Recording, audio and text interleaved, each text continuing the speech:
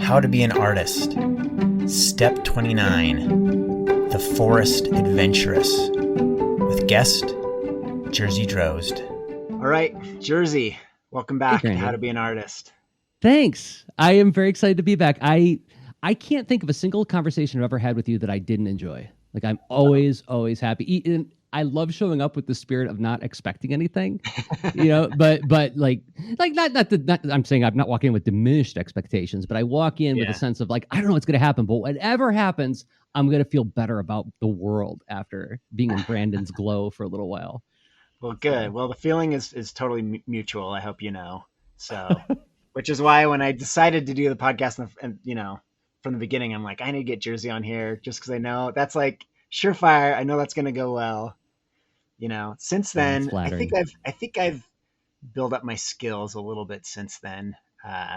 Where I feel your more show is pretty darn captivating, Brandon. As a matter of fact, thanks. like it's a drag that I can't listen to it more because I'm in like a lot of writing modes right now, and I need to be in a place where like when I'm penciling my next book, like I'm just gonna binge. I'm gonna mainline your show because cool. it gets me so out of my own head that like when I'm writing, I have to be in my own head, right? So so I can't listen. Like the only time I can listen to your show is when I'm either jogging or penciling because it's just you grab all of my attention. You steal all of my brain cycles with your show.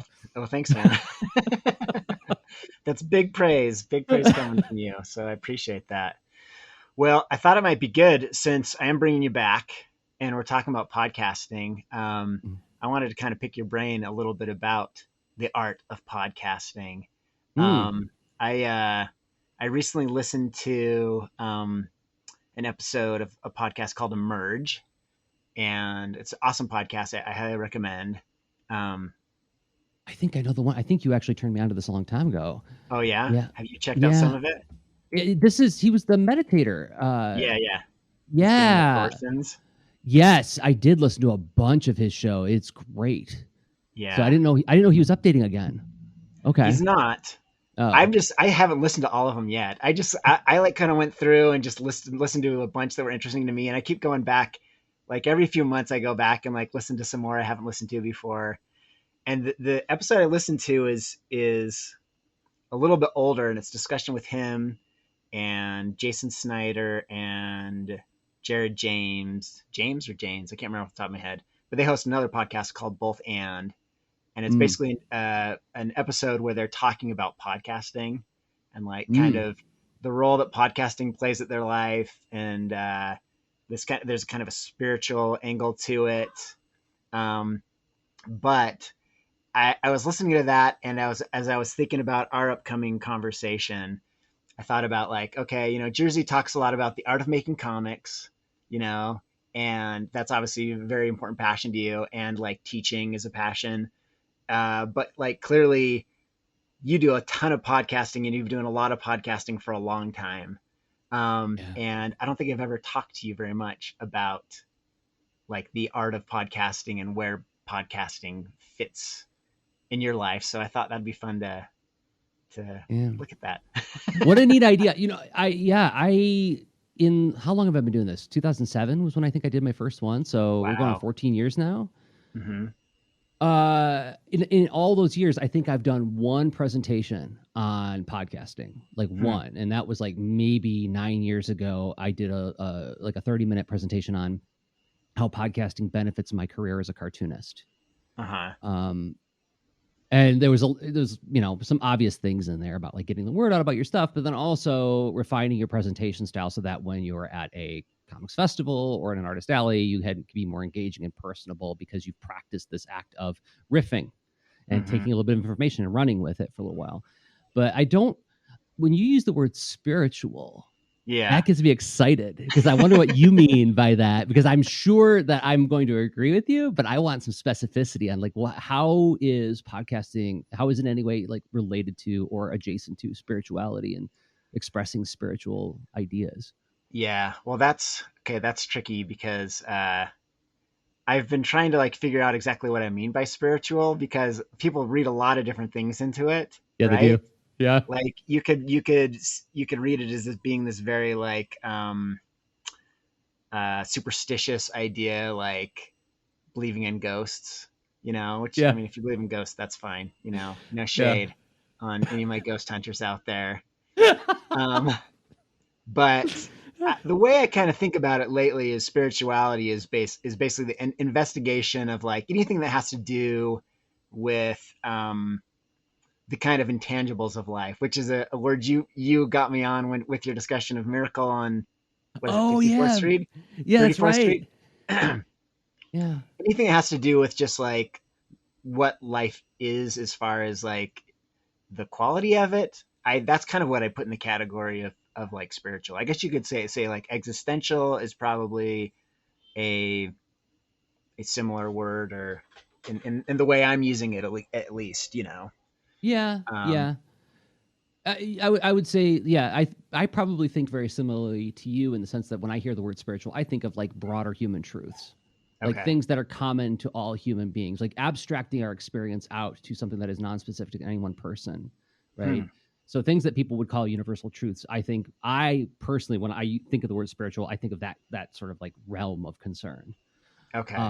But I mean, it also can mean something very, very personal. But I'm also, just for contextualizing this as we dive into it, I'm a Yeah. person who really thinks a lot in metaphor.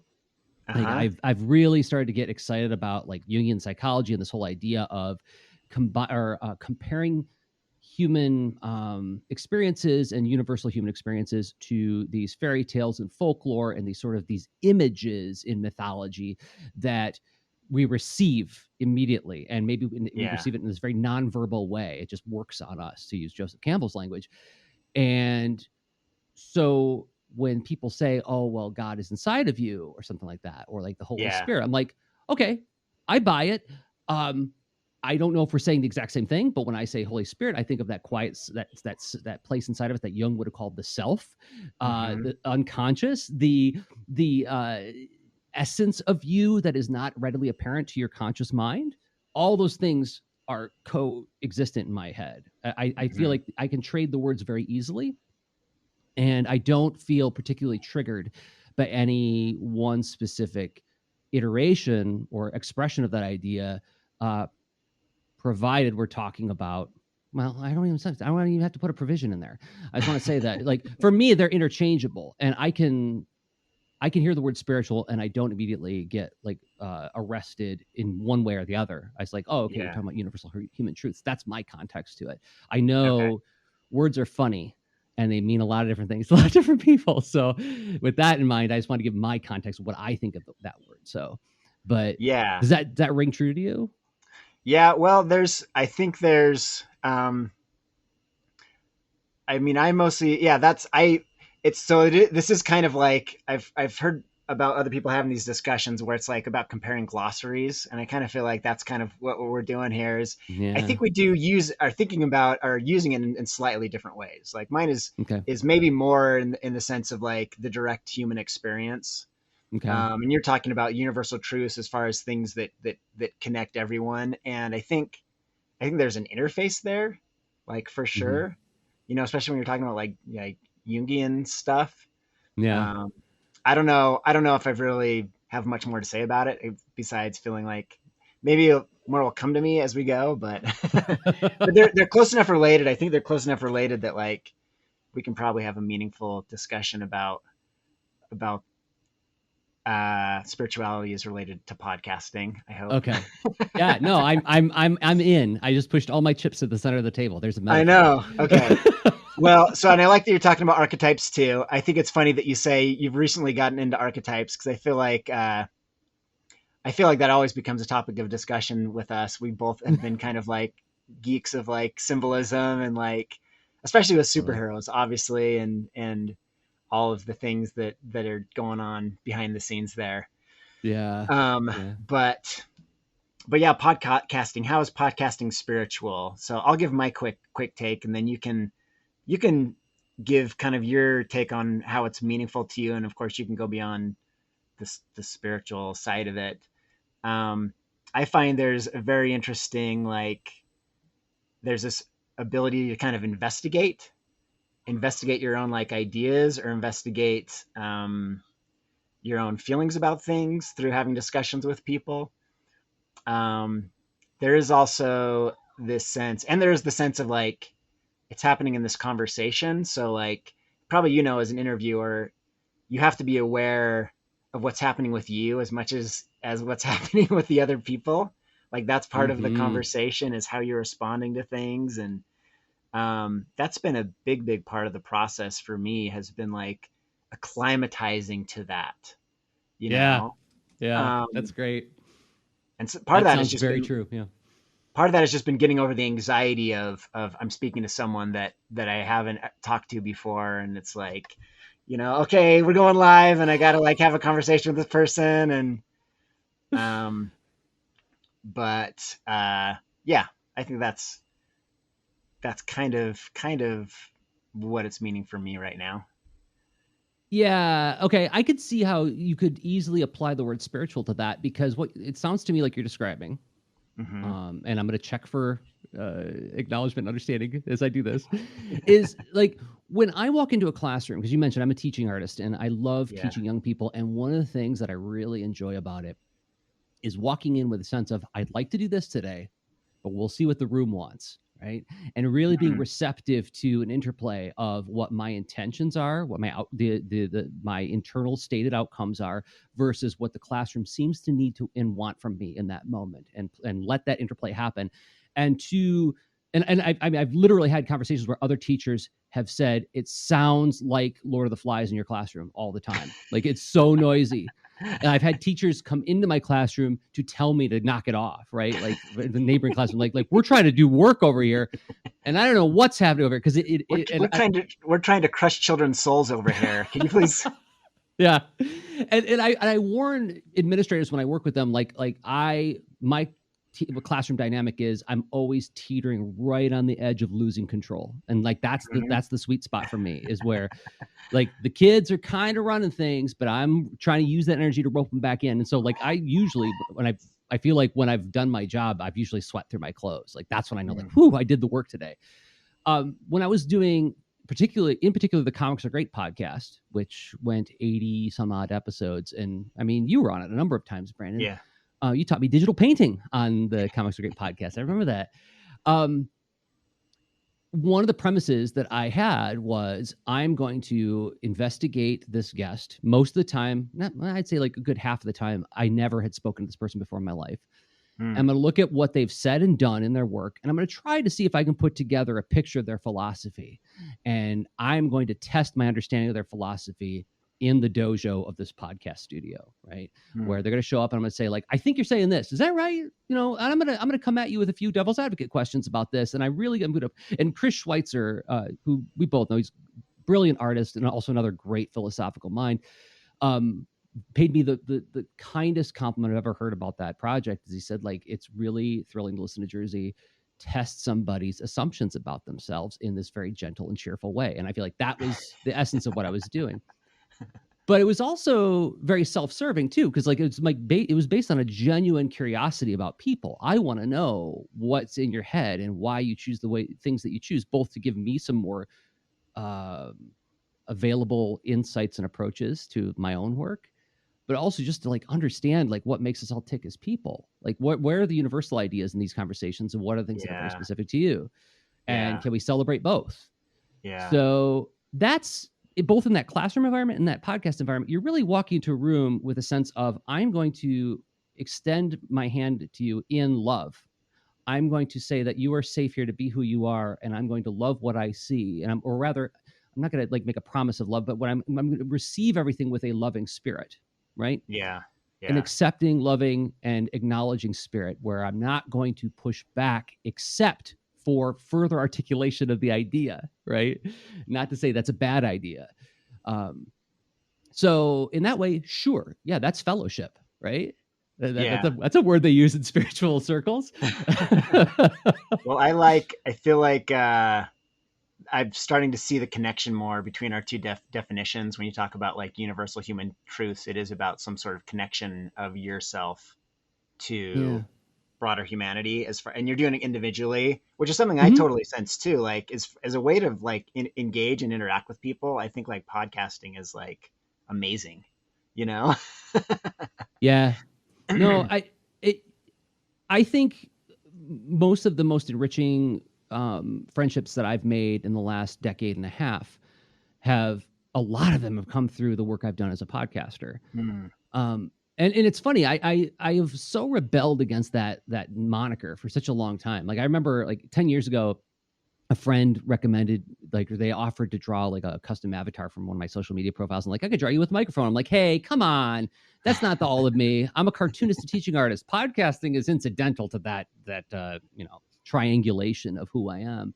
Yeah. But I, on the other hand, I've received so much value through the various incidental interactions that came out of it. Like the fact that we even know each other at all was because I did this project called Art and Story, where it was really, I'm trying to embrace this word that I normally don't use, Brandon. It was in a way my rebellion. Okay. Like I was doing some coursework for a course I'm taking, and they asked, what do you rebel against? I'm like, I don't rebel against anything. I'm a very agreeable person. And I'm like, well, I rebel against certain things. And one of the things I rebelled against with the Art and Story project was the idea that art is just pure intuition. And I'm like, heck no, it's not. There's an intuitive element to it, but intuition is built through experimentation, heuristics, play, and thoughtful engagement with the art. Then the mastery comes, then the intuition comes. Yeah. You know? So it was really me saying like, that kind of gets to like the idea, like the art mullet, right? Yeah. Which is, you know what? I just did a residency at a middle school, and let me tell you, Brandon, 30% of those boys had mullets. Mullets are back in a big way. So I feel like I could roll out the art mullet metaphor again, and it's like feels timely. I mean, the art mullet was analysis in the front, creativity in the back. The back of the brain does all that stuff, that processing that you need to do in order to find creative ideas. But when you're stuck, analysis is helpful. So anyway, so I'm doing this project, and then you interacted with it, wound up being on the show at some point, and then Kids Read Comics, the comics festival that I co-founded with some other people, happened. You came out to the festival. Yeah. Right. So and like that's where our first like real thoughtful, deep conversations about art began. And I just don't know how we would have been exposed to each other in that way without that first outreach. Absolutely. Of, chronicling my thought in interplay with other artists on this project called Art and Story.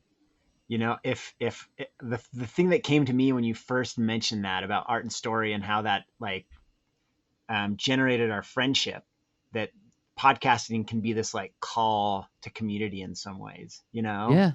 And it's easy to think about podcasting as, when you put it into the market kind of package, it's like, oh, it's about your audience, about building your audience. And once you get your however many true whatevers, then you can like live off of their extracting wealth from them.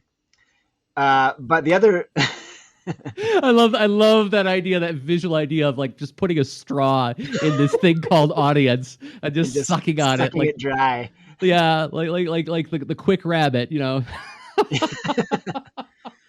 Well, but there's this other way of seeing it, that it's like it's about calling people to like engage with you, and that's what I've been trying to be more explicit about with my podcast, is to be like, hey, I don't want you guys just to listen. I want people to actually like talk back and engage, and trying to figure out how that's going to work. I'm not totally sure right now. And obviously if and when audiences grow, that becomes a little bit more difficult to manage. But I think about Art and Story, and I think about kind of the community that emerged around Art and Story, that were people just like, just wanting to engage. Right. Yeah. And I didn't have the words for it back then, but looking back at that experience, I think what I had an intuition about, and I'm going to like celebrate intuition, is that we had the power to create a sense of belonging, and not a manufactured artificial belonging. Because I remember having conversations with Mark where we're like, okay, what behaviors do we want to celebrate? Because putting that down on paper right now will help us find the right people who we want to create the community. And I experienced this not 3 years before that with my first webcomic, where I ran a PHP BB forum. Remember those? Yeah. And I thought hard about like, okay, what do I want to have happen here? What do I don't want to have happen there? And so I had like a sort of like an internal set of, whenever I see this happen, I'm going to positively reinforce that. Very Ted Lasso, which I haven't seen yet, but everybody tells me that I really enjoy it.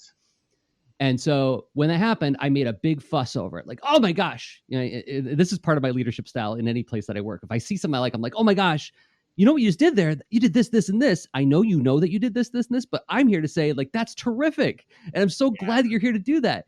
And then all the people who see that happen go like, well, I want to feel that glow. And so then they start doing it too, right? Like that's classroom management 101. Mm-hmm. And I remember the moment where somebody showed up at my forum, and maybe they were clumsy, they were inarticulate, but whatever the case, they said something that like clearly set off alarm bells in the community. And one of my forum members, I didn't have to get involved. He's like, hey, dude, we don't talk like that here. Like, oh my gosh, this is great. It becomes self generating, right, and protecting. Yep. Yeah. So with Art and Story, we came up with this moniker, the Art and Storyers, right? Storyers come out and play, which was coined by one of the listeners, Jeremy Burley, who we called Art and Storyer #1, because he injected so much value into the community in the way he interacted with it. And so we would say he's Art and Storyer #1, which meant everybody else went, I want to be Art and Storyer #1, and so more positive behavior was generated. So I like that you also said it was always friends of the podcast. Yeah, right? Yeah. I like that too. Yeah. Well, because another thing that this is my proclivity, or well, you could call it either a shortcoming or a virtue. Take your pick. I'm not gonna tell you how to feel about me, but I have a real issue with hierarchical thinking. I understand the role of hierarchies. I understand their utility and their function. It's really difficult for me to formulate a scenario in my brain where that works in a creative community. Yeah. So it was very important to me from the start that I want to make sure everybody feels like they have ownership of this thing. Yeah, we're the leaders because we're making the thing.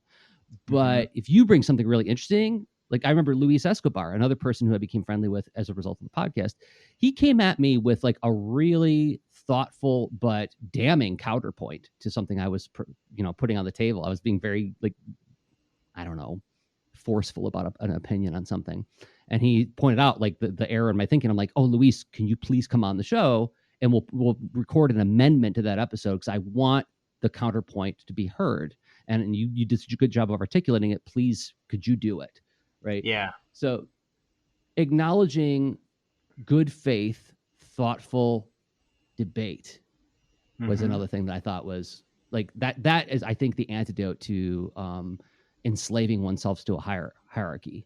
Right. Yeah. Yeah. That's cool. And the fact that you included people that wanted to participate in the show. And that's one thing I'm kind of thinking about more is like, instead of there being like, here is the hierarchy of discursants, and then there's the listeners below. Oh, Yeah. It gives me such a stomach ache. I mean, I do. There's people I specifically want to have discussions with, and so, there's kind of this mechanism of podcasting where it's like the host is like, what are the things that I'm interested, or what are the things that fit the theme of my show, and go out and you find people. It's kind of that direction. Usually, it's motivated by that direction. But there is the other way to generate discussion where it is then people listen to and respond to that. And then inviting them to be like, oh, you've got a response. Let's, why don't you come? And so I've thought more about doing that. And it's a question about how I do that. But I guess now's as good a time as any, if anyone that's like listening to this, that's interested in like, stepping up and you have some sort of interesting response to how to be an artist up to this point. Like I'd be interested in trying this out and being like, let's do an episode that's about people responding to the discussion, So some language I may have talked about on the first episode with you, which is I love the word wonderings, which it sounds so coy and woo-woo at times. Say like when I say to my classroom, I always end a little bit with thoughts, questions, wonderings. Yeah. Because the problem with the word question is that I think for a lot of people, it brings a lot of pressure. I got to ask a good question, right? I don't want to ask a dumb question. I have to ask a question that's going to nail my presenter in the forehead so they spin around and go, oh my gosh, I've never thought about it that way. Now I've got to engage with you as an intellectual equal, right? And I feel like at least that's something I felt when I was a young person and like an artist would come visit our school and whatever. I'd feel that pressure of like, well, I don't want to ask a dumb question. I got to ask a good one. And what I like about wonderings is it says like, well, I'm wondering about X. And this is the special power that you have, Brandon, as somebody who's spent a long time thinking about this stuff and writing about it and talking about it, is you have the skill as the leader to tease that out. I'm wondering about the color blue.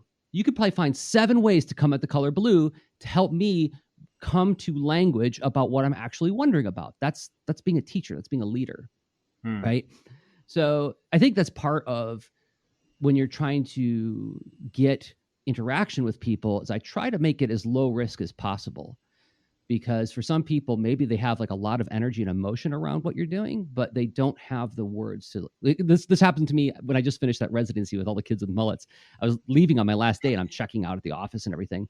And these 3 little kids come running up to me and they just stood in front of me and just looked at me. I'm like, oh, you don't want me to go. This is a meaningful thing for you. And you don't have the words for how this meant anything to you, you know? So like, okay, it's on me. I got to say something to that effect. Right? Yeah. So I feel like advocating for that listener, because so much of talking about art, thinking about art, and making art is such a nonverbal thing, right? Yeah, that's interesting. And that's something, I don't know. I have to think about how I would even approach that. Cause I definitely know half the time I'm on trying to interview someone, that's how I feel. It's like, I feel like there's something there's something here. Yeah. And it's something that, even as a kind of a meta conversation, the beginning of this episode, I feel there was a little bit of like, let's feel about where this is going to go. You know, I'm not totally sure where this is going to go. And that happens in a lot of episodes, where sometimes I'm a little bit like blinkered for a little while. I don't know if I'm using that word. I'm kind of like, I'm not quite sure what to do here until then it's like, oh, okay, I guess I'll go this way. I'm really curious. So we've had a lot of chats offline too, right? And which are fantastic in their own way. And obviously there's a degree to which, I mean, you can talk about things that maybe you can't talk about online, which is always helpful and fun. No, that's true. Yeah. Things that I would not disclose publicly. Yes. Yeah. That's the word, is disclosure. But what is it? I think there is a magic about having a conversation with someone that is, in a sense, performative, or at the very least, there's an audience to the conversation. Yes. And it affects the conversation itself, the quality of the conversation. So I'm curious about how you think about that, how you see that. Well, first I want to plumb your experience. I want to plumb your experience first, because correct me if I'm wrong, but when you're in the moment and you're thinking about, because like you're sort of like listening to 3 things at once, right? You're listening to what they're saying based on the question that you asked, and you're trying to internalize what they're saying, comprehend it, so that you can check for, you know, recognition and acknowledgement. Like, I think you're saying this, but then also know where to take it next and advocate for the person who's listening. What's interesting to them? How can I get bored before they can get bored? Right. Yeah. That's a lot of lanes to have active in the mind. Now, I'm betting that for you, that feels pretty electrifying at times. Probably, I would say more often than not, it feels like you're very activated when you're doing that. Or am I wrong? Well, when I forget to do those things, that's when I feel most energized and activated. Because then it's like, oh crap, the plates are starting to fall. Yeah. Because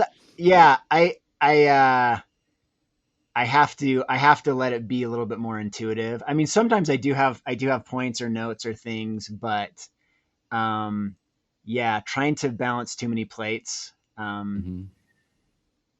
don't know what's the best way to put it. I'm still at the point. I mean, you spoke about going into a room and teaching and wanting it to be just on the edge of chaos. And I think to do that takes a certain degree of like comfort and confidence in your abilities. Oh yeah. And I think I'm still developing that in this process, where I feel like, but I'm starting to get there. Like, I'm starting to have interviews with people that are total strangers to me, where I feel like much more at ease. Like, there was a point where it was like, anytime there was silence, I'm like, what's the next question? Like, it's all about like not having awkwardness. It's like all I'm thinking about is avoiding awkwardness. Yeah. You know? But anyway, back to the idea of the audience. Like, okay, but the consideration of the audience. Yeah. I think there's something really archaic feeling about podcasts, that it's like Greek theater to me, in the sense that there's something ritualistic about it. So, right, it's not just a casual conversation, but because there's a structure to it. We start here, we kind of end here, more or less. It's like Mm-hmm. there's, yeah, I think it feels a little more ritualized by having the container where people are going to listen. There's a little bit of an order to it and a structure to it. At the very least, there's an implicit suggestion that you're making this to be interacted with, Yes. right? Even when you're doing loosey goosey, this is just two buddies talking about Pokemon. There's an intent that we're going to put this in the world. We want this to make contact with another human being. So I don't care who you are. I feel like some consideration of, is this connected? Am I expressing this in the way that would make it clear to somebody who doesn't know anything about me? Yeah. That's going to come into the math someplace, right? Yeah. Yeah. I think I approach it from a little bit of a different way. I can't worry about if I'm presenting things in the best way while I'm doing it, or it's gonna it's gonna sabotage the process. So usually that happens afterwards to me, or Okay. and it may affect. I try to set up conditions leading up to the conversation that allow me to to approach it in a different way, but I can't be thinking about it when I'm actually doing the Well, thing. I don't know if I'm just biased because I like you so much and I like the way you think so much, but I always feel like when I'm listening to the show that I hear you doing that, whether you are recognizing that you're doing it or not. I hear you repeating what the guest just said in your own words to not only Yes. Yeah. reinforce the idea, to underline it for an audience, like, oh, I heard that was good. I'm going to say it again, both to check to see if I understood what they were expressing, but also to make sure that the audience paid attention. Right. Yeah, that is true. And especially there are cases where there's a certain idea I'm interested in a guest explaining. And Mm-hmm. so, and a lot of times there can be a lot of jargon there. And so there are times where I feel like, yeah, I need to do a little bit of translation. Mm-hmm. So people aren't just you know, totally overwhelmed by all the weird terms coming out there. Yeah, So you also don't do a lot of rookie mistakes, like where you start referring to people from past episodes only by a last name or a nickname or something like that, and do that sort of assumption of, well, everybody who's listening to this has listened to every episode and they're as invested in this thing as I am. Therefore, I can start using yeah. shorthand with my audience the way I would with my friends, and that goes to that performative aspect. The Mm. performative aspect means that you're in some way or another. Part of what I feel like is encoded in that is this could be somebody's first encounter with me. So I Yeah. am going to frame things in a way that's a little bit more explicit than what I would if I was just meeting up with buddies again. Right? Yeah. And there's a challenge in that, because we both know how we listen to podcasts. Who actually listens podcasts from beginning to end, all the episodes, right? Right. You dive in, and there's a sequence for me, and so I feel like I kind of need to do this previously on so and so, Yeah. so people just kind of know, okay, this is where I'm at, even if you haven't been following along, I could see the value of doing that in a podcast, actually, is providing Yeah. a little bit of extra context in that way. Here's what we've been talking about recently and so on. But on the other hand, I know that the way I listen to podcasts is the shorter the intro, the better, right? Just get into it. I don't need put all that stuff at the end about all your social links and about what times your live shows are and et cetera. Yeah. Wait until you've sold me on your presence. Give me to Yeah. your presence first, then make that sell. But don't put it in the front end, because I'm out. I don't have the patience for that. How do you feel about introductions? I have this thing where I have an introduction in the description, but I don't do an introduction at the top of the I love episode. it. I love it because the other thing is that the information on who's in the episode is in the meta information that shows up in the podcatcher. So it's do we really need to say we have a really exciting conversation that we're going to have today? This person I've known for 15 years, blah, blah, blah. And then you say their name. It's okay, well, I know their name and I saw it in the ID3 tag, or rather the, whatever that meta description of the episode. I saw what that is. Something I've been doing, Rob and I of the Lean Into Art podcast, we started doing a thing where we kick off each episode more like a YouTube video where we say, here's the problem that we're going to discuss in this episode, and here's how I've been thinking about it, and I can't wait to talk with Rob about it. And then the music starts, and then we just do a 3-second intro. Welcome to Lean Into Art Creative Work Chat, So before the music even kicks in, we state what's the need that we're trying to address, what are the difficulty or obstacles we've encountered, and what we hope to gain from having an hour discussion about it. Nice. So as not to waste anybody's time, right? So on that line, as far as like the specific projects you're doing right now, podcast wise, lean into art. You've got 4 million years BC. Is that how's it go? 4 million years later. 4 million years later. Okay, 4 million years right. later. That's Yeah. the Transformers one. Yeah. What is it that kind of like drives those two projects at present for you? With 4 million years later, it's examining a long-held premise, personal premise.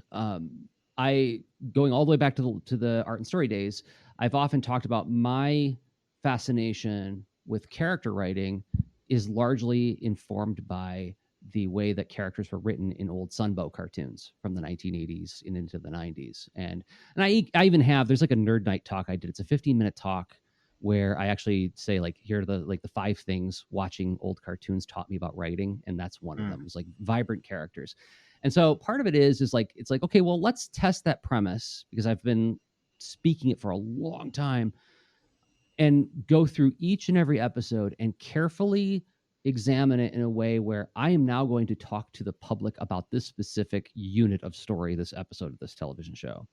Mm-hmm. So that's part of what drives that is like, but it is also, there is like it is like self-investigation too. Like it's a project for yourself as well to investigate a certain idea, right? Yes. There is there's next to no hope that we'll make any kind of money or business off of that project. That is almost pure hobby. We have a t-shirt store where we take some of the catchphrases that we've developed through examining the show and turn them into products in the hope that, it'd be fun if somebody was wearing a t-shirt that says cassettes before jets, because we examined that Ravage the cassette from Soundwave always saves the other cassettes before he'll help any of the Decepticon jets, like things like that. But there's no hope that we can like monetize this in any kind of like meaningful way. So this is more of it's quality time with an old friend of mine, just talking about a subject that we really love, is the Generation 1 Transformers cartoon. But what I'm hoping to get out of it is sort of, it's a workout. It's an analytical workout. It's me sitting down and saying like, where can I find a way to positively express the value that's contained in this thing? Sometimes it's very hard. I had a big problem with the Search for Alpha Trion, where female Autobots show up for the first time 60 episodes in, and they're all shaped like Barbie dolls. And I'm like, ugh. This is very of its time, and it's going to be difficult for me to celebrate this. But I did. I found places where it's like, okay, I have trouble with this, but this other part is really great. Anyway, but then also, it's the reflecting on an assumption that I've had for a long time about the show is like, is that what drives my work? And I have to say that, I think that I'm right. I think there's more things influencing my work now, of course, but I can see how what these writers were doing to communicate to 11-year-olds is provided me with a map for how I like to approach making stories for 11-year-olds. That's what that project is for me. So there's an intrinsic one in that it's hanging out with a buddy, doing thoughtful analysis. I hope people like it, but some people do. There isn't a huge audience for it, Brandon. I mean, it's like, it's, Casper Mattresses is not going to be advertising on that podcast. So.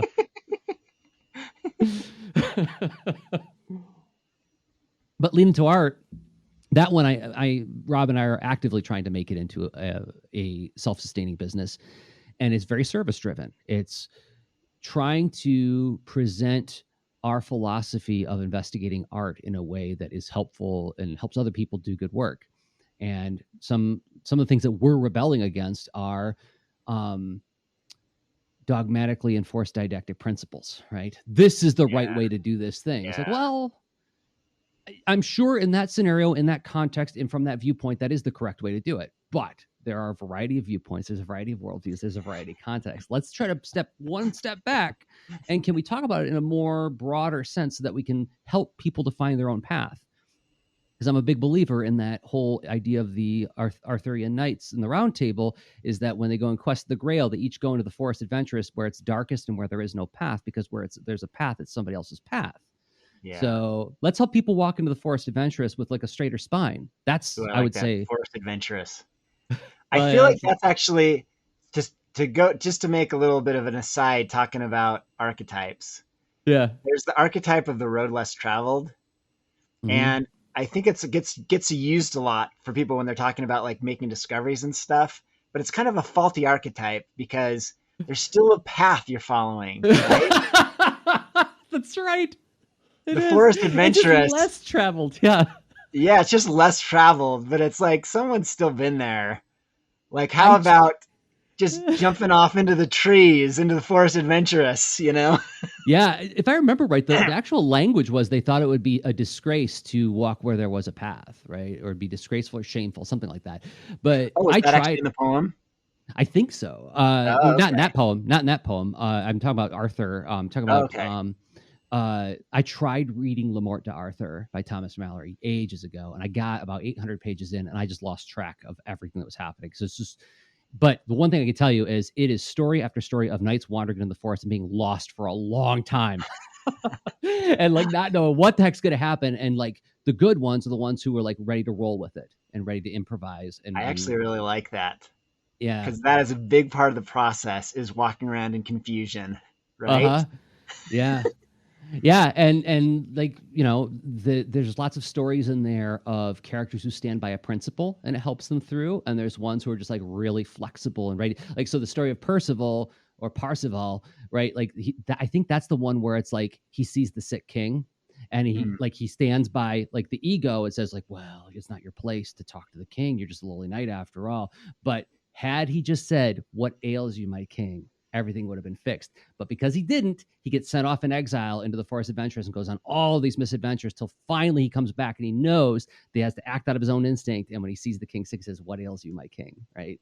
Wow. So like there's ones like that, but then there's also ones like, like Gawain or Gawain. I've been pronouncing it wrong for so long. Anyway, there's a great courses series by what's her name? It's about the whole history of King Arthur, going all the way back to like the 5th century, and like who we think the character's based on. That there probably was a great king in the 5th century who did some really cool stuff, but you know, obviously Excalibur, no, Lancelot, that was borrowed from the French literature, you know, like all that other stuff. It's like it's sort of like charts the telephone game that gets played in the building of that legend. But it's an evolutionary process too, right? It's finding the stuff that works and the other stuff gets discarded, and until it becomes this beautiful, mystical, like truth, right? But yeah, I feel that like was a diversion from talking about. It was. I'm sorry. A really fun diversion. We could go on that diversion. So, but yeah, what were we talking about? Oh, we're talking about Lean into Art and this idea of like what drives it is trying to build a service-driven project that has a podcast component to it, but also has other products and services, so that the podcast becomes the heartbeat to point people at the products and services that we want to offer. Yeah. And we just actually rolled out our first one that we in a long time, which is the Lean into Art Labs, where it's a monthly sort of get accountability call for people who pledge at a certain tier on a Patreon, right? Yeah, and it's got a real structure to it, where it's like, okay, we got 11 people here. Everybody's going to sound off on a thing they're working on. Is there anything blocking you on it? And what steps do you want to take next? And we go around the room, and then it becomes open discussion based on the things that we all shared. Oh, awesome. And you do it as a group. Yep. I think that's really cool. And the value that we underline is like Rob and I have actually been doing this between the two of us for like 2 decades, right? Yeah. Like we've each have a decade of experience in maintaining and facilitating group thought on creative problems. So that's and we've got 10 years of doing this podcast now. So we've done a lot of work to help people self-identify as whether or not they're our audience or not. Yeah. Can you sit through 2 hours of 2 middle-aged men being very gentle and thoughtful about art? Well, you'll probably enjoy our products then. On that note too, I know that Rob came out recently with a course on listening as well. Mm-hmm. And I've been meaning to check that out. That's like listening like a coach. Yeah. Listening like a coach. Yeah.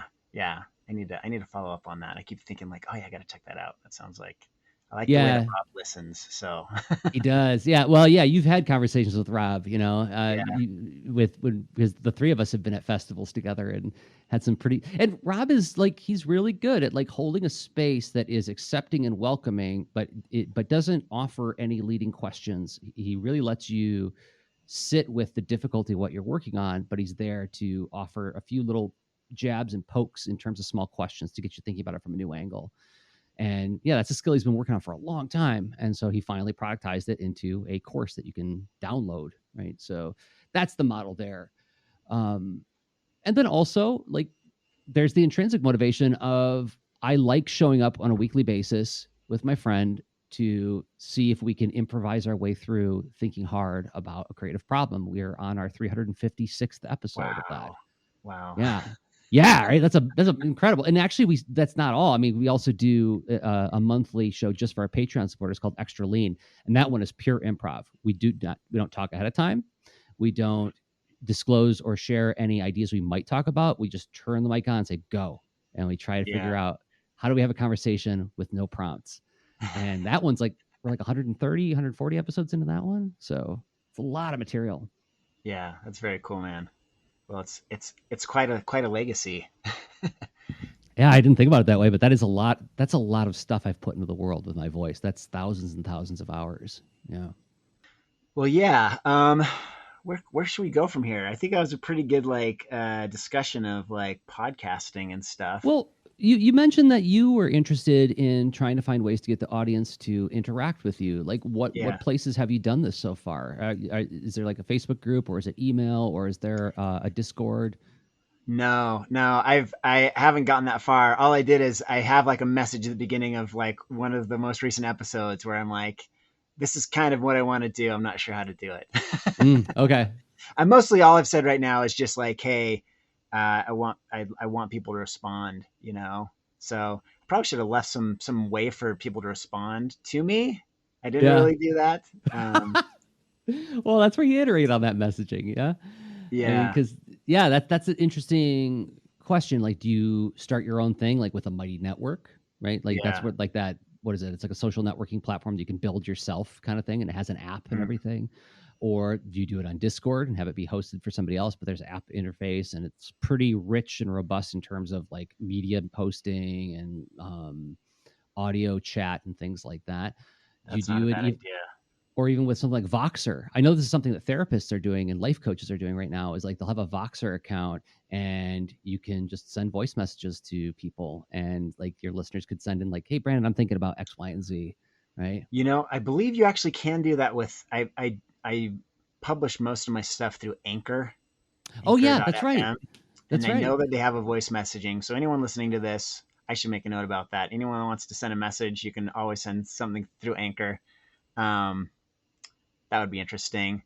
What else have I thought? You know, the other thing I've thought, I mean, I have a Patreon, and there is this question of like, how much of a community do I form outside of the Patreon? And I don't feel like, I mostly feel like I don't want that to be a big barrier to people, but I don't want to like, I don't want to like rip off my Patreon people. You know, I do want to, you know, but who knows? I mean, maybe they're okay with supporting Patreon just because they want to support the thing. But I do like the idea that they can, you know, get something of additional value.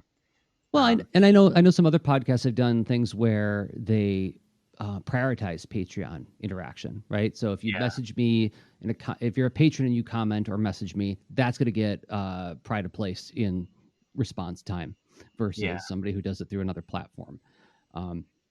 That's a way you can recognize and acknowledge that extra support from them. But then, I think you're right. There's also, I have heard from many people who support my Patreons, like, I'm just doing this because I like what you do and I want to see it keep continuing. So it makes a difference to me if you post it here or any place.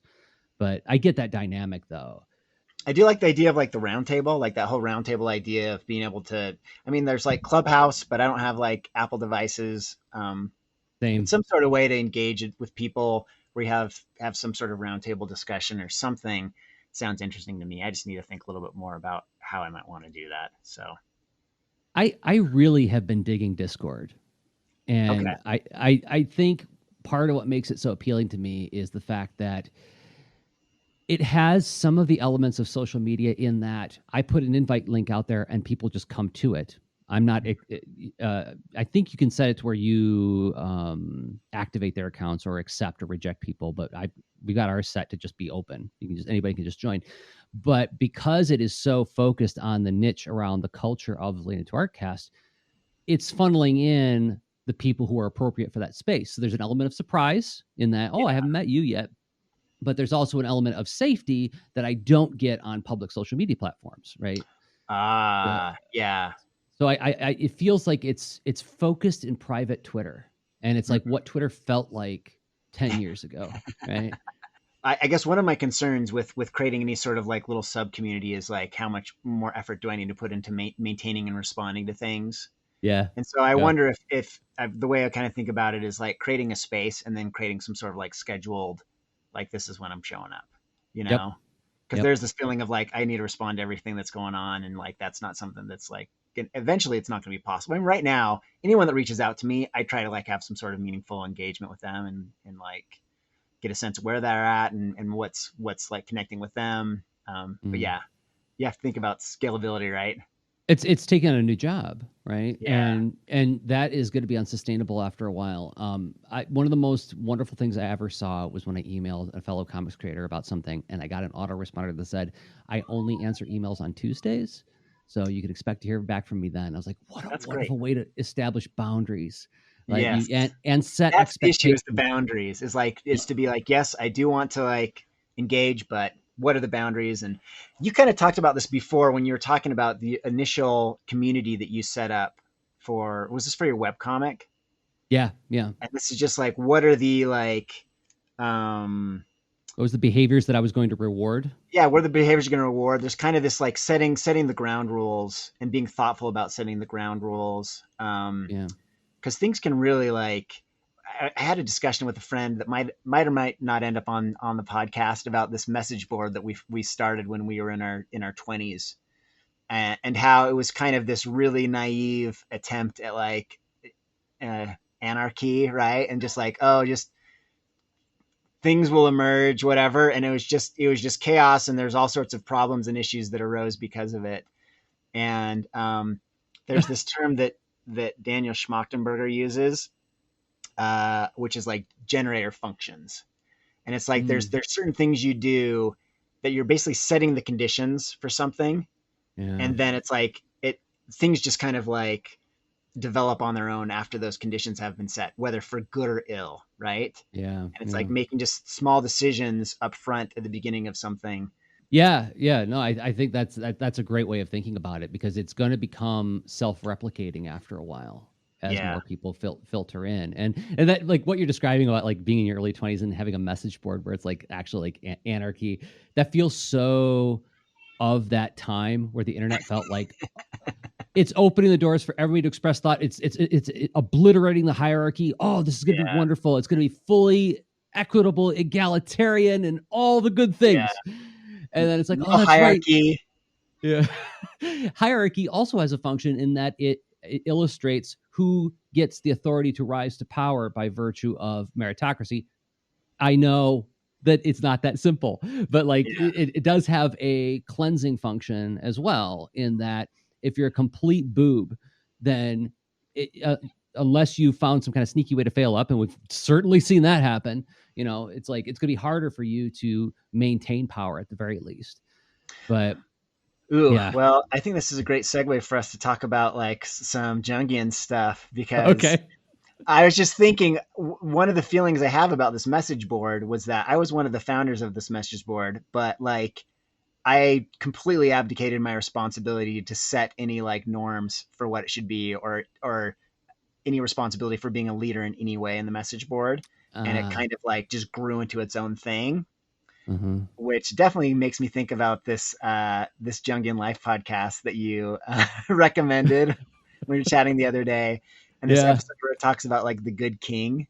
Oh my god! And I mean, I think a lot of people feel uncomfortable with like taking charge, because they're like, I don't want to come across as the guy who thinks he knows everything, like I'm the boss, like whatever, like I think I'm better than everyone. Yep. But there is such thing as, it talks about, I love about all the different variations on the king. There's like the king that's a tyrant. Yeah. There's the sick king, which I absolutely love. Like the idea of the sick king, the king that's a weakling. The king who also outlived his prime, right? And they talk about how in certain cultures, especially early agricultural cultures, like the corn king, Yeah, they ritually brutalize and sacrifice him. Why? Because if you let the crop outlive its harvesting time, it's no longer good, right? And we Yeah. recognize that point that you're at, like, you leave at your prime, and like, so the king is given great power, but also this incredible responsibility of like, oh, guess what? You know, by the time you're 45, you're gonna cut your nose off, your ears off, your fingers off, your toes off, and then we're gonna murder you, right? Not that we need to return that by any stretch, but there is a principle there. Something clicked with me when I was listening to that. I'm big into like Nassim Taleb and like the concept of anti-fragility. And one of the concepts is that the whole is anti-fragile because the parts can be fragile and can die. And they talk about, that's one of the themes they talk about, is like death, allowing things to die and things to be reborn. I don't know why it never clicked to me before, but I was like, oh, that applies to like your psyche as well. Yeah, yeah. Like, oh, you have isn't to it? let things die in your psyche so that the whole can be healthier, right? And you have to be careful how you talk about this with people who aren't like Okay. super into this stuff, because I did have this conversation with somebody recently where I'm like, yeah, I feel like I'm at a point where that part of me needs to die, and I'm really looking forward to it. I'm looking forward to what's going to come out of that. And they're like, Yeah. "Are you okay? Should I call somebody? Are you feeling all right?" I'm like, no. This is that death and rebirth thing. It's a good thing, you know. It's Yeah. like we tend to associate only negative feelings with death, right? And I think that's a big problem. Because like when you start talking about it in terms of psyche, I'm facing this myself right now, where there's like a sort of a construct of myself, a committee that makes up this thing that I call Jerzy Drozd, who has been operating under a lot of previous assumptions and premises. And there are aspects of that person that are archaic and out of date, and they literally need to die. And that will be a painful experience as as I let go of that, and then let whatever comes through to be renew the thing. And they talk about that in that episode of The Good King. The good king has to die because without death, you can't have renewal. This is reflected in the world around us. We put fertilizer into the ground so that new plants can grow. It's a metaphor. I'm not saying that it's necessarily our society has to function the way nature does, although it kind of does. It kind of does. Yeah. Well, this is the one I've been thinking about a lot lately, is like the idea of apoptosis. You know, apoptosis?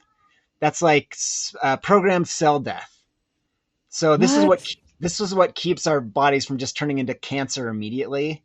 But all of our cells are programmed to die at a certain time to prevent cancer. And the reason cancers form is because the mechanisms for apoptosis die down, and so cancer just runs rampant. And it applies to like ecological systems.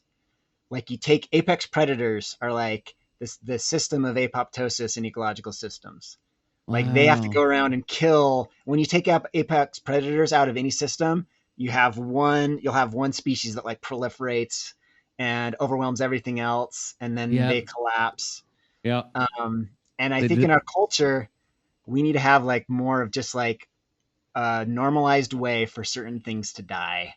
You know, for systems to die and be reborn. Yeah, yeah. I'm not talking about the purge, way, right? Yeah.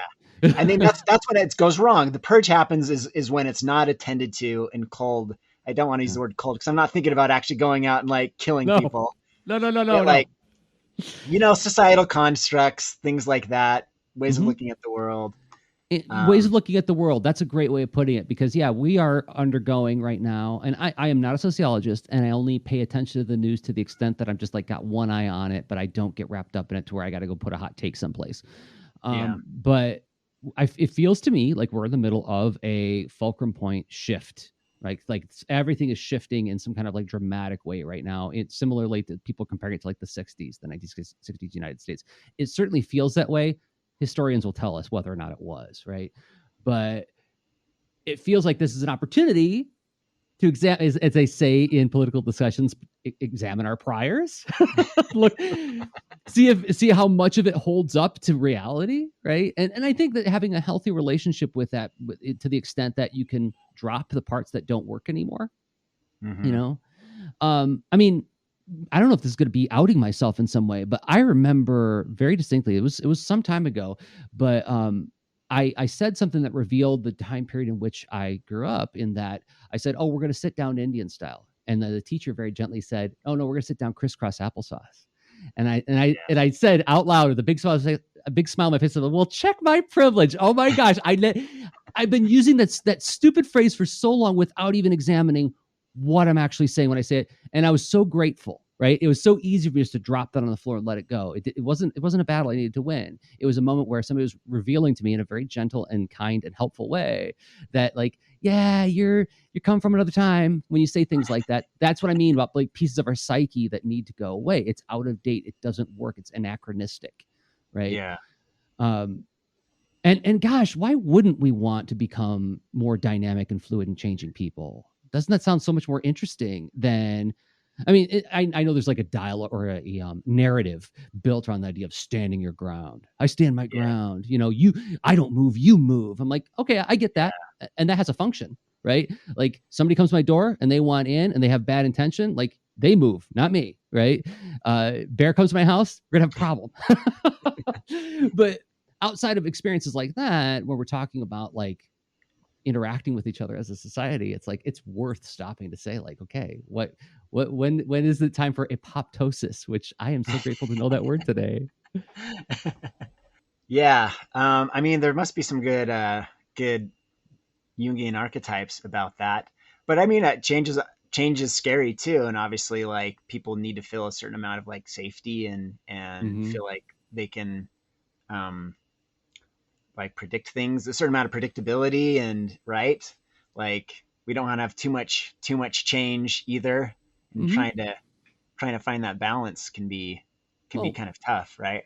I mean, you have a routine to the extent that you have a practice that you adhere to in terms of your meditation, right?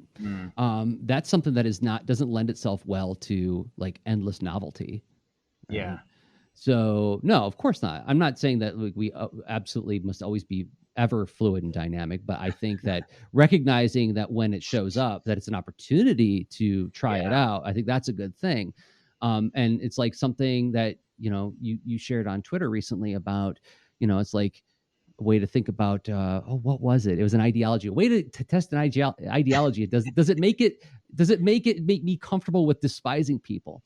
And I feel like, man, a lot of the times I hear people speak in ways where they're expressing, you know, hatred or despising other people. It usually has an element of fear in there. There's a little bit of an element of, I feel threatened. Otherwise, why would you say that? Right. So I feel like this again goes to my teaching style in the classroom, is that one of my principles is that I don't ever want to look a child in the face and say, like, you don't belong here. Right. I don't want my actions to ever say that. Unless they break a fundamental rule of the classroom. Like I saw a kid once, and this kid really crossed a line. And I said, okay, guess what? You're going to wait in the hallway for your parents to get here. And we're going to have a conversation after class. Because like what you did was pure grade A wrong. And I told you at the top of this course that we don't act that way, you know. But I don't ever want to, like, if at all possible, I want to include all the kids in the room, if, you know, and find a way for us all to interact and behave, or rather behave in healthful dialogue, regardless of our differences, right? I know that's a little bit, would it be utopian? Because it doesn't always work. But I feel like it's worth striving for, right? Yeah. And so anyway, that I guess that goes back to this idea of like being more fluid and dynamic. Because like I could come up with a recipe for like, this is the way my class behaves, and if you don't like it, you could just get out. Everybody just like, you know, fall in the line. We're going to do like a very industrial style classroom. Like, but that we both know that strips away some of the humanity of the moment. And part of the humanity of the moment is like feeling like, am I teaching or am I doing creative babysitting? And it's like living in that tension can be both exhausting and also invigorating, right? I don't know. Yeah, I think there's something about making the fluidity work requires like prioritizing safety. And I think because you talk about like, and people feel very threatened by the idea of like, obviously death and dying and giving things up, you know? Yeah. I was thinking recently about Les Miserables. Did you ever listen to Les Miserables? Les Mis? I've watched part of the movie and I'm vaguely familiar with the story. Yeah. Okay, it's basically like required fandom. Like if you grew up Mormon, it's for some reason Mormons are super into Les Mis. But I was thinking, I was listening to it the other day because my son was had his last day of like home learning, and there's a song in Les Mis called One More Day, and so me and Annie are like one day more or whatever, like we're so happy our son's going back to school, we don't have to like deal with all the crap. But we went back and we were listening to a bunch of the songs, and I realized there's two songs by the protagonist and the antagonist, and I never realized before that they're actually the exact same song. One happens at the beginning. The protagonist sings the song at the beginning, and the antagonist sings basically the same song at the end. And they're both these completely symmetrical songs that are about death. I mean, getting back to like death. Yeah. And Yeah. one of them uses it. He says like, I can't, because of how my way of seeing the world has changed. I can't be the person I am anymore. This person has to die, and I have to become, and it's literally Jean Valjean has to die. I have to become a new person. And he Yeah. uses that to change. And at the end, this is Javert. Same thing happens. His worldview is ripped away. He can't make it work. And he says, like, I can't be Javert anymore. But he's not able to detach that from himself. And so he commits suicide. Oh, wow. Yeah, Yeah. this goes to that Buddhist idea that like, and this is also in the Bible too. Like the Buddhist idea is when the Buddha comes for you and you're not ready, it's terrifying. And when the Buddha comes for you and you're ready, it's bliss, right? Okay. And it's the bliss You need to of. explain this a little more. So like, well, when the Buddha comes through, like, But in it's the the sense same of, experience. It's the same experience, right? same Yeah. experience, but how you react to it matters. Because, and this is why the angels say, "Be not afraid," right? Because they're and they say every time they show up, they're like, "Be not afraid." It's like, well, how bad is it being around these angels? And then you read something like C.S. Lewis's Space Trilogy, and he describes in his very C.S. Lewisy way what it feels like to be around angels. I'm like, oh yeah, I can see why that would be really difficult for some people. Yeah. That's kind of like Great Divorce too. When you go to heaven, and if you're not ready Yeah. for heaven, it's excruciatingly painful. Yeah, the grass is really hard, and like Yeah. like you can't put clothes on because you're so transparent, and like everything just falls through because everything weighs so much because you haven't hardened yourself in the way that's proper to be there. Oh, Yeah. so good. And the same thing with this idea of the Buddha coming for you is like it's death coming for you. The Buddha is coming Yeah. to take you, and if you're ready, it's a blissful moment. But if you're not ready, if you're hanging on to your ego, yourself, and this is in the Great Divorce as well, like there's story after story of people who just can't let go of some really specific pain that they have, some grievance they have with existentially speaking, or even specifically in the sense that my son never loved me the way I wanted my son to love me, kind of thing. And that's the thing. The door's open. Everybody's going like this. Come on. They're waving you in, and it's like, no, I can't. And they get smaller and smaller, and they just can never leave. And they're stuck in their own little miserable cycle, which also is like psychologically something we could do as living creatures. This isn't just about like the existential problem of life and death. This is also about like experiencing rebirth in our lives, right? Yeah. We get stuck in this, and I'm super busted, both hands raised. I'm super busted on this. Is like I'll sometimes play the track of my grievance so often that it turns into a playlist of self-pity, right? And instead of me accepting the fact that, okay, this difficulty is calling me to some kind of growth that needs to happen, whether it's me saying, not for me, and I get to determine what my value, what I want to commit myself to, or if it's something where, no, this is calling me to be a bigger, more whole, more healthful person, and I have to be more patient in the way I engage with this thing. That's no small thing. Those are words, right? It doesn't help you grip with how difficult it really is. Just like when you say like, oh, the creative process is, how does it go? Like, this is gonna be great. This is hard. This is terrible. I'm terrible. Hey, not so bad. That was awesome. Well, we know what that means when I say that. We've been there, but that doesn't it doesn't fully express just how bitter and miserable it feels when you get to like step 4 and say, I'm terrible, right? And how much grinding has to happen to get to the other side of that. Yeah. And that's definitely the case with life too, that there can be like we can talk kind of, like you say, we can talk kind of flippantly about like letting ourselves die. That can be like so incredibly difficult, right? Letting parts of ourselves go, letting things go, moving on from things. I don't think that's melodramatic language. I think that it's very emotionally appropriate for how it feels to let something like I have a very specific moment in my early 20s where that happened, and I walked for 2 hours just sobbing uncontrollably. Like I looked like you know, I looked like my spouse had just died. It was inconsolable, and I couldn't even go to like my friends because I couldn't articulate how painful it was that I had to let this part of myself just go away. And when it was the recognition of that, right? I didn't even fully let it go yet, but it was the recognition that, oh, this painful separation has to happen in me in order for me to continue to keep, moving forward as a human being.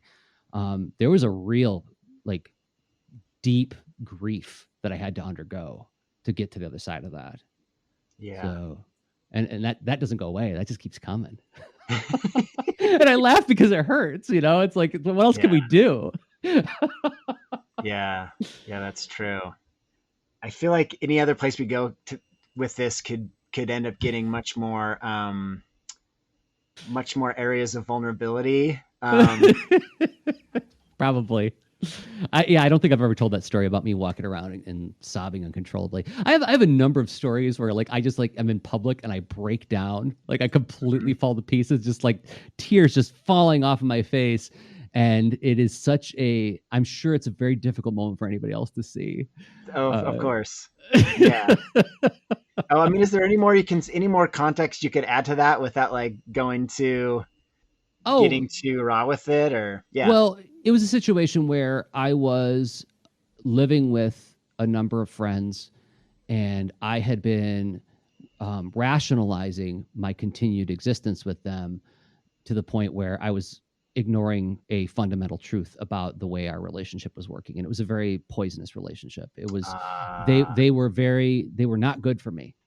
And when I was looking this person in the eye and I was really challenging them on something where I said like, but wait, if you care about me, you're going to be okay with what I say to you now, because I'm telling you this because it's good for me. It's like, I'm making a decision. It's going to make my life better. And they were saying, if you do this, you're hurting us, that kind of thing. It was very early 20s, kind of like Melrose Place drama nonsense.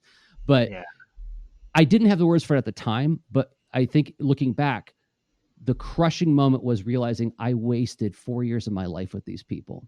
And I was grieving for the friendships that I thought I had that I didn't have, that was revealed to me in that moment. And I was grieving for the time that I spent lying to myself in order to make everything okay in that situation. Right. And so that led to like 2 hours of walking around just sobbing and sobbing. And I didn't know why. All I knew was that I just felt nothing but emotional pain in that situation.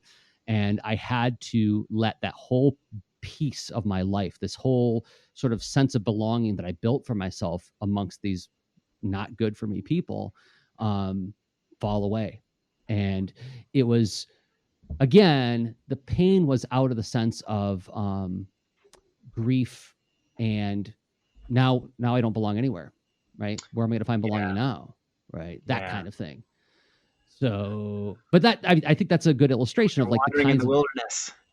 Yeah. Right. Yeah. Yeah. And especially I think when I was in my early 20s, I was not emotionally adjusted to what that looked or felt like. Right. I was in such a rush to get to categorizations of purpose, function, and role. This is what I do. I'm a cartoonist and I do these things, and now I don't have to think about it anymore. I vote this way and I don't have to think about it anymore. It's like, oh, wait, no, that's not actually living your life. That's not actually engaging with the way the world is ever changing, and it's never going to be the same. So I think there was that too. It was like the recognition that this is going to be a lot harder than I thought it was. And now I don't even have the sense of like any support system of people that I can check in with to make sure I'm doing this okay. So it was a lot of that stuff. But looking back, if I could talk to that younger self, I'd say like this, it's good that you're crying. You should be crying, because that crying is a recognition that growth is about to happen, right? Pain is a sign of healing in this case. So yeah. That's nice to have that frame of mind of like talking back to your younger self sometimes. Yeah, it makes me think about, I've been thinking a lot about, I was talking with my friend Chris online the other day about this. We both like left the LDS church, and how there's sometimes when you're in that, like before you do it, it kind of seems like on the other side of things that it's just freedom. But then when you actually make it, it's like, oh no, this actually really sucks. You know? You explained this to me years ago when you were doing this, Yeah. and I remember thinking, as somebody who has never been like deeply involved in a religious community, I was like, what's the big deal? You just say like, hey, I don't think that this is all correct, but then you Yeah. point out there is a infrastructure of support within that you just have no access to, right? Yeah. Well, the metaphor I was using was, it's like, to go back to the Bible, it's like children of Israel in Egypt as slaves, and they're like, we're finally free. And what comes Yeah. next? It's like they spend Yeah. 40 years wandering in the wilderness, Yeah. and then, eventually they get into the promised land. But man, what else was I going to say about that? As you're just talking about the pain of, yeah, the other thing that occurs to me is like friendships, and like getting friendships wrong, and how like painful that can be, and how I feel like it's taken me till my 40s to finally be like, okay, I finally think I know what I want from friendships. Yeah.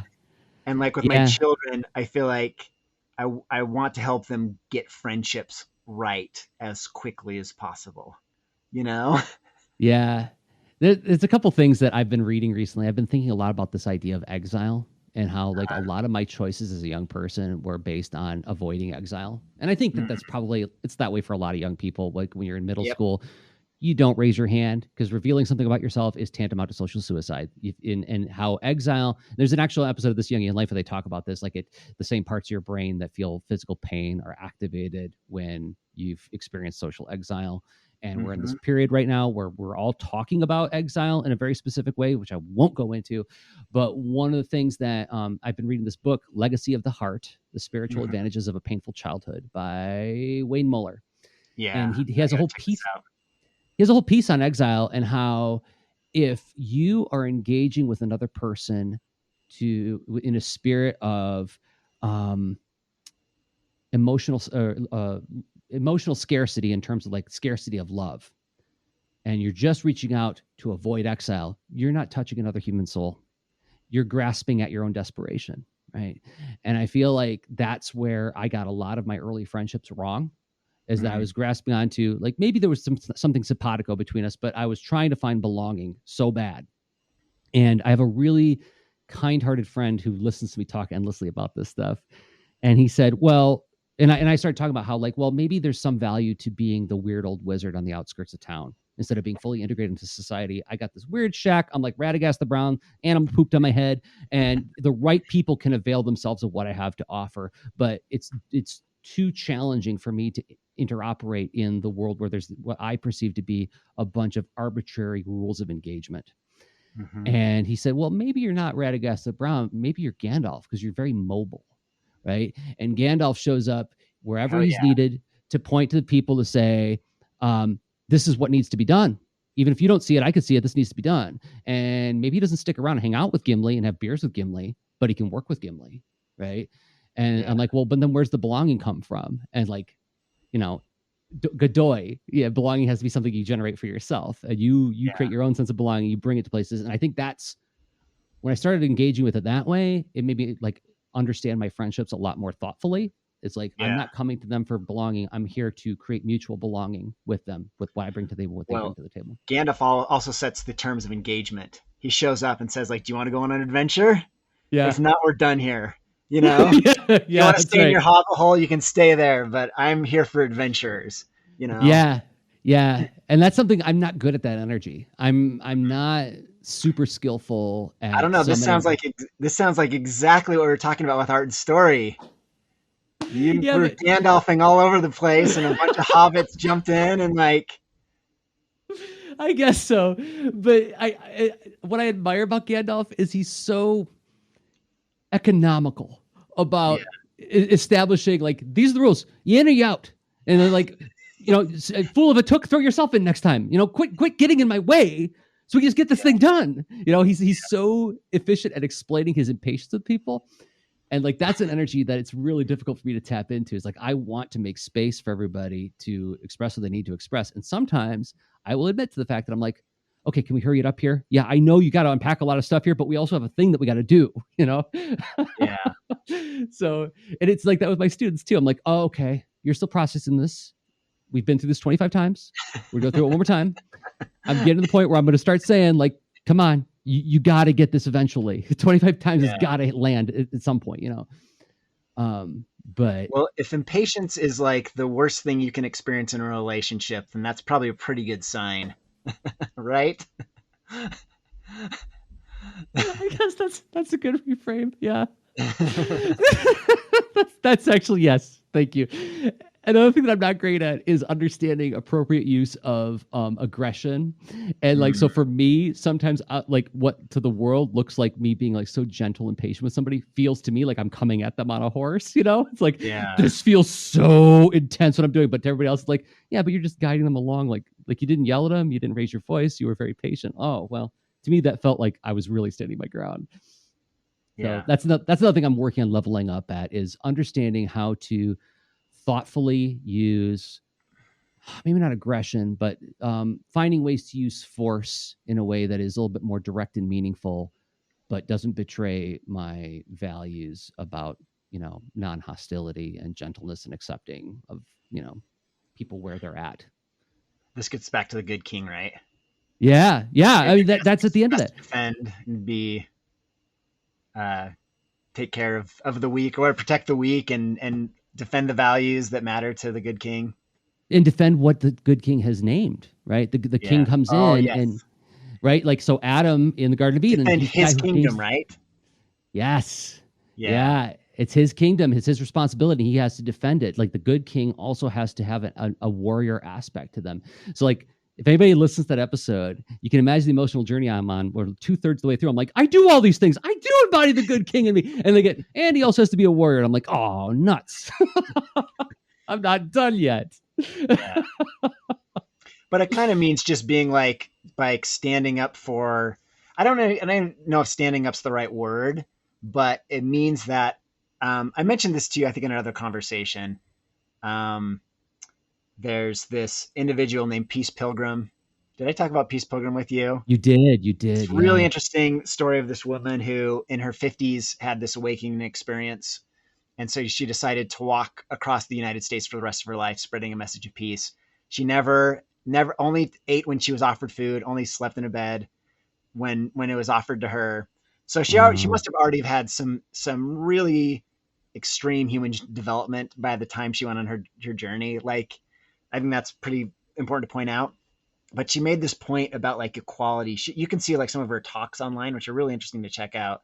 And I hope I can somewhat paraphrase it. But she talks about equality as like, you matter. I don't want to say it wrong. It's not that I don't matter. It's that you matter and I matter, or you matter just as much as me. I'm not saying it right, but it's just like, we both matter. Like, when you come into a conversation with someone, it isn't about like, I'm going to just let you be whatever you want to be, and I'm just going to let you steamroll me. And there can be kind of this like martyr complex of like, oh, I'm letting other people kind of be who they want to be, but that in any conversation, your voice matters as much as the other person. It's not that anyone is more important than the other, but you have to find that balance of your own voice and like respecting the voice of another person. And be okay with the fact that my existence is going to bump into other people, right? Yeah. It's like, because I think in Buddhism, it's not that they're telling you to do no harm. They're saying do as little as possible, acknowledging the fact that your existence itself is going to have repercussions. Yeah. And learning how to be okay with the fact that like the skill comes in to not doing any undue harm, but understanding and accepting the fact that my place and standing in my place means that other people are going to not have a place. They can't stand in that place. Right. Yeah. That's a tricky one. That's a very tricky one. And I'm trying to, that's my current, the part of me that needs to die is the part of me who says, but I make people happy by giving them that space. I'm like, but then they're also, but it is incomplete in that I don't also accept that, but I have a place to stand too. And there are times where it's appropriate for me to stand in that place, even if it hurts somebody else. Right. And so like I had a conversation with a mentee recently where I felt like we were getting off track of what we were trying to accomplish together. And then I had to say, now I've agreed to be here on a regular basis for you to do X. We've been doing Y for a long time now. And I'm telling you that if we want to continue this, we have to go back to doing X. You know, and it was a difficult conversation. It wasn't they didn't have a good time with that. They didn't like seeing me like stand because I'm a gentle, happy guy, and even that felt like such an act of aggression. But I think it was an acknowledgement of that kind of idea. And I'm trying to get, practice that more. Yeah, I found for myself that in my direct relationships, it gets in the way of me attending to other people if I'm not attending to myself. Yeah. Like I might have mentioned this story to you before, but I had this interaction with my wife a little while ago, and I was just like, "Hey, I understand where you're coming from. Like you're having a hard time," but it just wasn't working. And I talked to my therapist later, and she was like, "Well, what were you feeling at the time?" And it's like, because I wasn't aware and acknowledging how I was feeling, what was going on with me, and how that was landing on me, how her feelings were affecting me, I couldn't attend to her well at all, Yeah. So, I mean, sometimes it is a matter of you have to make other people uncomfortable but sometimes just to be able to engage with someone in a loving way, you have to bring yourself, you have to acknowledge that you're part of the conversation, right? Yeah. Yeah. Otherwise, that's going to be influencing the conversation in all these ways you're not even aware of.